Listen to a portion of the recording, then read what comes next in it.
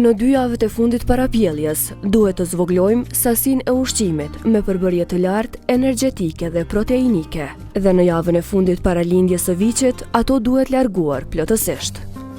Faktorët që ndikojnë në prodhimin e qumshtit janë: raca kualitative dedikuar për prodhim të qumshtit dhe vetit trashëguese të lopës, mosha e lopës, masa trupore, faza e laktacionit, qëndrueshmëria apo prezistenca e laktacionit, estrusi apo afshi, intervali mes 2 pjelljeve, të ushqyerit, kohëzgjatja e periudhës së tharjes, kondicioni lopës në kohën e pjelljes, numri mjeljeve gjatë ditës, ndërimi mjeljeve, faktorët klimatik, pastaj sëmundjet e kafshëve dhe përdorimi i medikamenteve. Shkalla e parë e kondicionit trupor është shkalla të cilën e kanë kafshët të cilat janë tejet të dobta ose kashektike. Raste të tilla të pamjeve të këtyre kafshëve janë kafshë të cilat vuajnë nga sëmundje të rënda ose kafshë të cilat kanë sëmundje kronike. Kafshët e tilla nuk ka nevojë të palpohet, domethënë që të vrehet kasheksia ose dobësia e tyre, për arsye se mund të vrehet edhe përmes syve. Vrehen, domethënë krejt komplet boshti kurrizor, brinjet, sidomos edhe në pjesën e pashme mund t'i vërejmë tuberkoksi, ileumi dhe iskiumi, domethënë shihen dhe nuk kanë deponim as të sasisë muskulare, po mos të flasim edhe për sasinë yndyrore. Kondicioni 2 përfshin gjithashtu një numër të konsiderueshëm të kafshëve. Këtë lloj të kondicionit është diçka që e vrejmë shumë tek racat Holstein.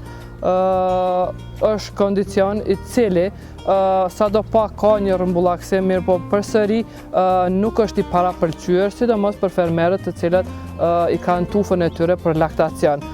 Shkalla e kondicionit 3 është shkalla e cila parapëlqejet për racat Holstein, të cilat janë në laktacion. Kjo shkallë e kondicionit trupor ka një rrëmbullaksim dhe brinjet nuk vrehen, njëkohësisht as unazat e boshtit kurrizor nuk vrehet. Kemi një rrëmbullaksim të tubereve nga ana e pelvisit dhe preferohet shumë. Shkalla e kondicionit 4 është, domethënë, kemi një shtresim të masave yndyrore. Nuk flasim më për brinjet, për arsye se ato më nuk vrehen, po edhe në pjesën e pasme tuberet, ileumi, iskiumi dhe tuberkoksi dhe unazat sakrale nuk vrehen.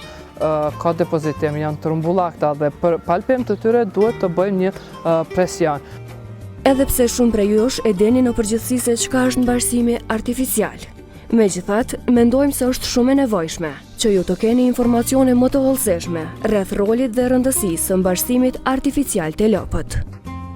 Fillimisht bëhet pyetja se çka është mbarsimi artificial.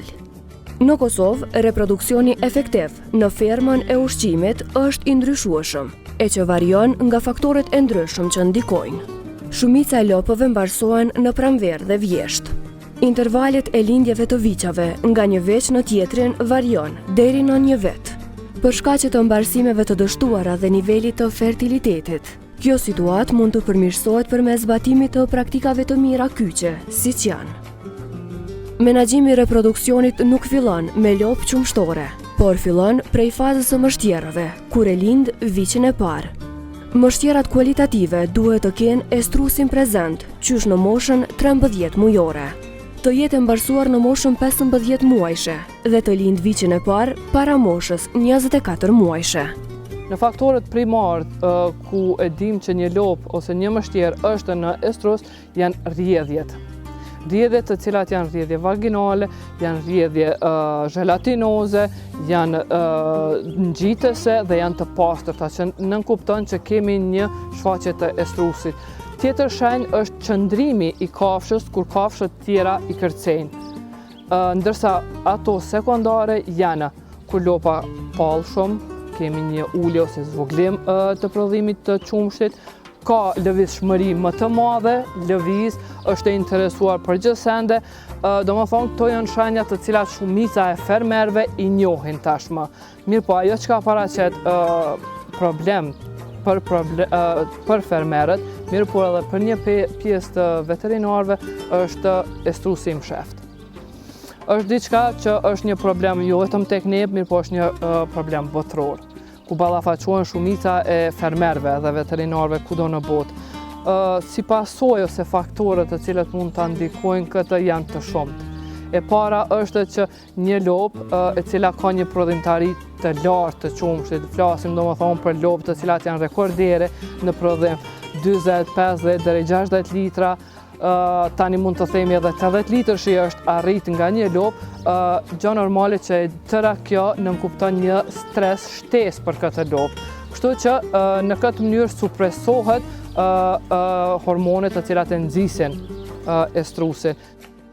Fermeri duhet të zbatoj menaxhim maksimal dhe efektiv të fertilitetit. Lopa qumshtore ka ciklin reproduktiv të përsëritshëm çdo 21 det.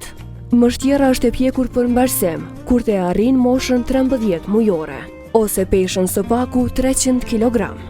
Mështjera duhet të lëshoj së paku 300 kg deri në moshën 12 mujore.